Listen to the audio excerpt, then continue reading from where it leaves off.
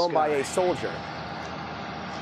This is a very famous video that's seen by millions and millions and millions of people on the web. There appears to be a number of ships going in formation, or lights, or orbs, or craft, or flying cameras for that matter.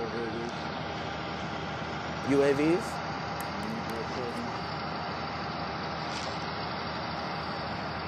Is that the main one over there? Yeah. If I can get this damn thing open. There we go. See it? Look at that shit. Yeah. How good can you see it now? It's real bright. I think, man, that's weird. Let me see your lighter. No, I don't have one. As a matter of fact, I need it. Dude, look at it. Have you ever seen that? You seen it through the EEG jet? Come here and look at it. That's some weird shit. Look at it. Did you see it, Cheetah? Yeah, there's multiple. They're all over the place.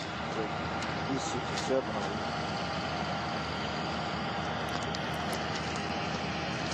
But that's the main one. That's the brightest one. There's some over here.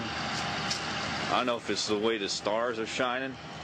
No, I don't think so. You also have a red haze over there, so. All right. Now, weird. continuing on with this.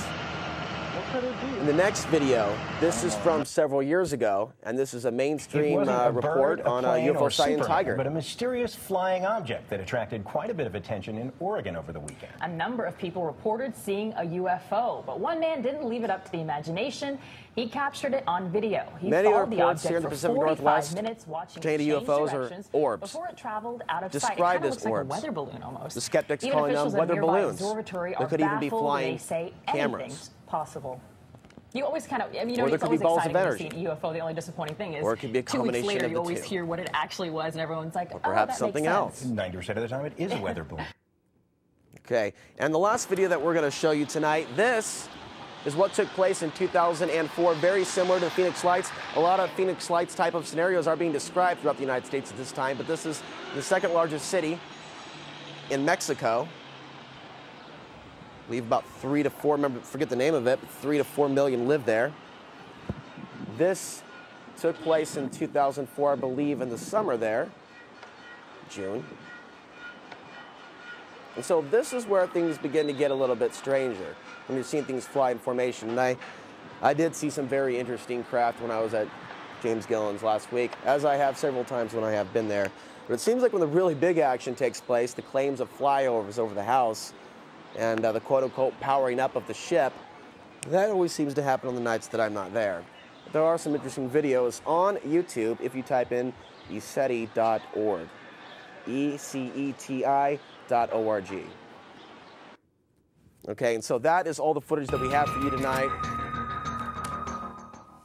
And we'll go ahead and maybe play that video some other time because we have some other piece of information that we are going to cover. I want to remind the viewers that if you'd like to volunteer for the show, you can email me, alex_answery@hotmail.com. I'm also going to be opening up Portland's very first preparedness store, not camping, recreational, outdoor store, but food storage, water filters, and many other books on homesteading that you're not seeing at the local library. And also DVDs, books, other pieces of information about what's going on with our economy and our planet. So it's going to be one of Portland, Oregon's most unique shops. So if you'd like to help out with that, of course, setting it up, we do need to also find a location.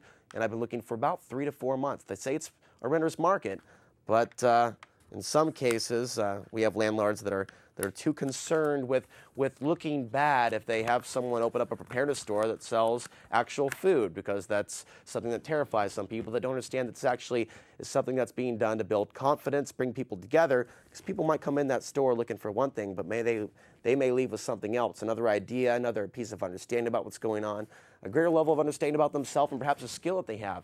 They walk in on edible plant night, they might find out they have a bigger connection to plants they ever knew, because no one ever taught them or no one ever tried to plant that seed.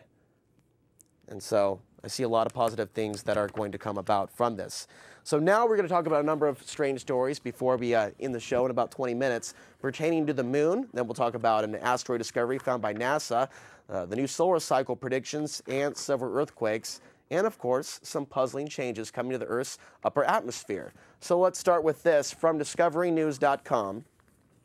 the moon's frozen tunnels could provide, what are they saying? A natural shelter from the extremes on the lunar surface. Assuming we decide to return to the moon someday, it's not on NASA's agenda for now. The lava tubes would allow for ant farm-like colonies of humans living underground. Ooh, I'm so excited. I'm thinking of the time machine right now. The tunnels would shield colonists from micrometeorites, lethal X-ray blasts from our sun, and cosmic rays from the galaxy. Temperature inside the tubes would remain a constant negative 35 degrees Fahrenheit. That's chilly, but much more stable for complex equipment. On the surface, machinery and structures would degrade under temperature extremes that swing from 250 degrees to minus 250 during the lunar day-night cycle. The Hayden fantasy landscape that would await the first lunar residents would be straight out of a science fiction tale. As you see on the slides here that were used in this mainstream report, it looks like a prison to me. It looks like the panopticon utopia. It looks like the New World Order's dreams to have human slaves living underground on the moon.